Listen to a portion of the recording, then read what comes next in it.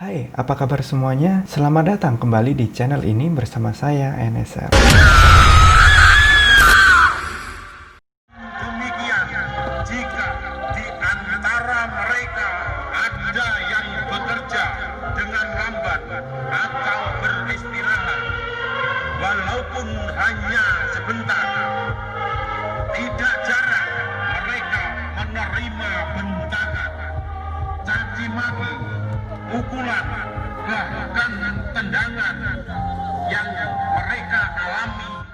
Oke, mengenai sejarah selalu menarik untuk ditelusuri atau dibahas, dan apalagi bila dikaitkan dengan peninggalan kuno. Nah, belum lagi sejumlah kisah mistis atau fakta gambaran perjuangan masyarakat tempo dulu yang berada di belakang peninggalan tersebut. Pada tahun 1942, Jepang masuk ke Indonesia. Nah, pada zaman penjajahan Jepang di Indonesia memang banyak sekali meninggalkan jejak-jejak sejarah berupa goa ataupun bunker yang dijadikan tentara Jepang sebagai tempat perlindungan melawan musuh. Nah, kali ini kita akan membahas beberapa peninggalan gua Jepang di Indonesia.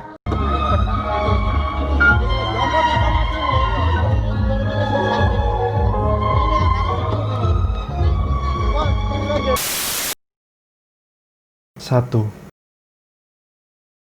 Gua Jepang di Banjarangkan, Kalungkung. Nah, gua Jepang ini merupakan salah satu peninggalan Jepang pada zaman penjajahan Jepang di Bali. Dan gua ini menurut riwayat digunakan sebagai benteng pertahanan dan sekaligus dijadikan sel bagi orang-orang Indonesia.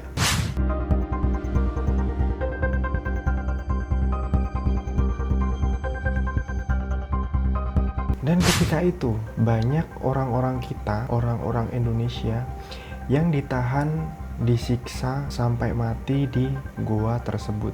Nah, dan mungkin karena gua tersebut dijadikan tempat penyiksaan sehingga banyak orang-orang yang mati di dalam gua tersebut, dan akhirnya di sekitar gua ini lumayan banyak terjadi kecelakaan. Dan penyebabnya sendiri diduga para pengendara mendapati sosok-sosok menakutkan yang ada di sana.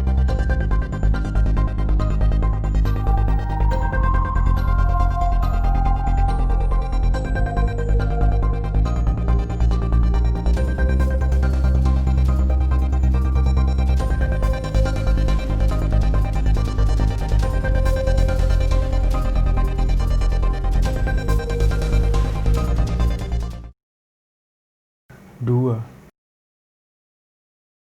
Gua Jepang di Bandung. Gua Jepang ini berjarak kurang lebih 1 km dari pintu gerbang Taman Hutan Raya melalui gerbang Dago Pakar. Nah, dulunya tempat ini dijadikan sebagai bunker dan sekaligus dijadikan tempat untuk tahanan. Dan secara fisik gua ini memang bagus dan sangat kuat. Dan diketahui gua ini dibangun pada 1942, sama seperti gua Jepang yang ada di Bali. Nah, di sini juga beredar cerita-cerita yang seram. Menurut orang-orang sekitar, di pelantaran gua ini sering muncul penampakan-penampakan yang mungkin bikin merinding. Biasanya berbentuk hantu Belanda, kadang juga hantu Jepang. Nah, kenapa bisa hantu Belanda sering muncul di tempat tersebut? Karena sebelum dijadikan gua oleh Jepang, ternyata tempat tersebut sudah dijadikan gua oleh Belanda. Nah, kolonial Belanda ini mendirikan gua pada tahun 1912. Awal mula gua ini memang merupakan sebuah terowongan air sungai Cikapundung yang digunakan oleh PLTA Bengkok. Nah, setelah terlepas dari penjajahan kolonial Belanda, di lokasi yang sama didirikan sebuah gua oleh militer Jepang pada tahun 1942. Nah, jika pada gua Belanda ditemukan sebanyak 15 lorong, namun pada gua Jepang itu ditemukan 18 bunker yang masih dalam keadaan seperti aslinya. Nah, maka dari itu gua tersebut menyimpan banyak sekali misteri dan banyak sosok-sosok yang muncul di gua tersebut. Tak hanya wujud saja, mungkin suara-suara misterius juga kadang terdengar di gua tersebut.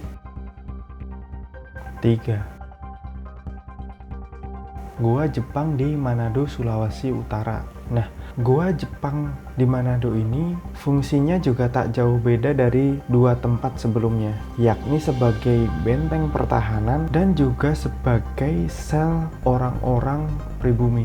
Nah, dan sama seperti semua gua Jepang di Indonesia, ada banyak sekali penyiksaan di tempat ini. Dan menurut banyak saksi mata, gua Jepang ini seolah-olah memiliki dua lubang. Padahal jika diberi cahaya, ada satu lubang lagi yang tak terlihat. Nah, selain ilusi tersebut, gua ini juga terkenal sangat angker. 4. Lobang Jepang di Bukit Tinggi, Sumatera Barat. Lobang Jepang sendiri berada di Taman Panorama yang berada di kota Bukit Tinggi, Sumatera Barat. Lobang Jepang ini dibuat atas instruksi dari Letjen Moritake Tanabe, Panglima Divisi ke-25 Angkatan Darat Bala Tentara Jepang. Lubang perlindungan tersebut konon katanya mampu menahan letusan bom seberat 500 kilo. Konstruksi lubang dikerjakan sejak Maret 1944 dan selesai pada awal Juni 1944 dengan kedalaman mencapai 49 meter dari bawah permukaan tanah. Nah, untuk membangun lubang ini, Jepang mempekerjakan secara paksa orang-orang Jawa, Kalimantan, dan Sulawesi. Tidak ada orang Bukit Tinggi yang mengerjakan lubang ini untuk menjaga kerahasiaan. Dan orang Bukit Tinggi malah dikirim ke wilayah lain seperti Bandung ataupun Pulau Biak.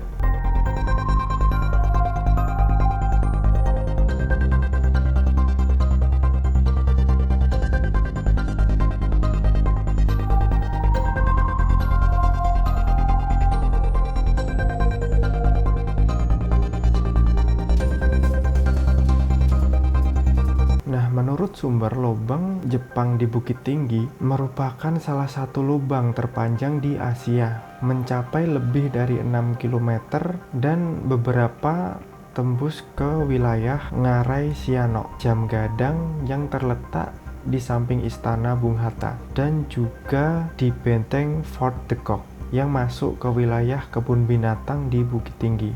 Nah, di lubang Jepang ini ada sekitar 21 lorong kecil yang fungsinya itu bermacam-macam, mulai dari ruang amunisi, ruang pertemuan, pintu pelarian, serta ruang penyergapan dan penjara. Nah, namun yang sangat menyeramkan adalah ruang dapur yang juga difungsikan untuk memotong-motong tahanan yang sudah tewas lalu dibuang melalui lubang air ke bawah. Wow, ternyata